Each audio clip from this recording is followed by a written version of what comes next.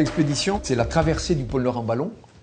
Donc on va prendre une rosière. La rosière, ce sont des ballons, on va dire, d'endurance qui permettent, grâce à une poche d'hélium et le chauffage de cette poche, c'est un ballon mixte en fait, quoi, hein, par rapport à la montgolfière. Ce ballon va me permettre de traverser l'ensemble de l'océan Arctique, depuis le Spitzberg, pôle Nord et en Alaska. Ça fait en ligne droite 3500 km. C'est un vol qui devrait durer 10-15 jours. C'est un vol au cours duquel on va faire des mesures de CO2, des mesures du champ magnétique. Et moi, je vais être ce petit homme là-haut qui est tout à fait en haut de la planète, suspendu sous son ballon, et qui, grâce aux moyens modernes de communication aujourd'hui, va parler de la situation des pôles, de la situation climatique, des énergies du futur. C'est pour moi la meilleure façon de faire un lien entre la science, les préoccupations environnementales et l'information du public.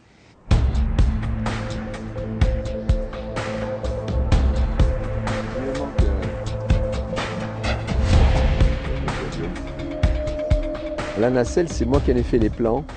Et c'est un peu le modèle réduit du Polar Observer que j'avais fait il y a 8 ans, quand j'ai dérivé sur l'océan Arctique. L'objectif, il est toujours d'avoir des pas inclinés et un hublot aussi face pour prendre le soleil.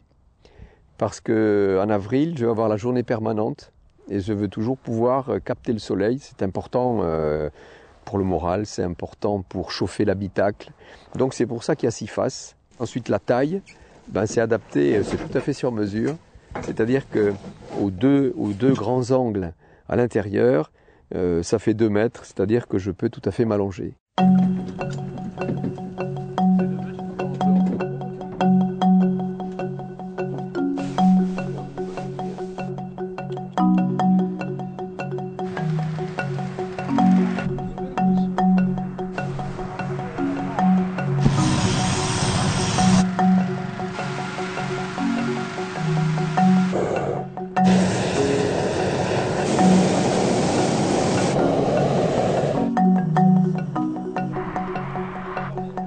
Les projets pédagogiques concernent effectivement les classes, les scolaires, même les étudiants à travers ce projet.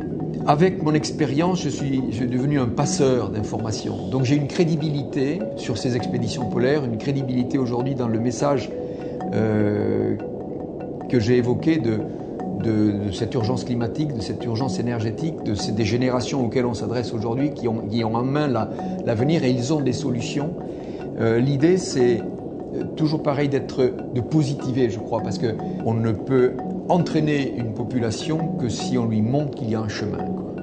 Et donc les projets pédagogiques sont là pour montrer qu'il y a une alerte, mais en même temps qu'il y a un chemin. Generali a déjà une culture de la communication à travers des événements extérieurs, je dirais, à son métier, quoi, hein, avec une accroche qui est génération responsable.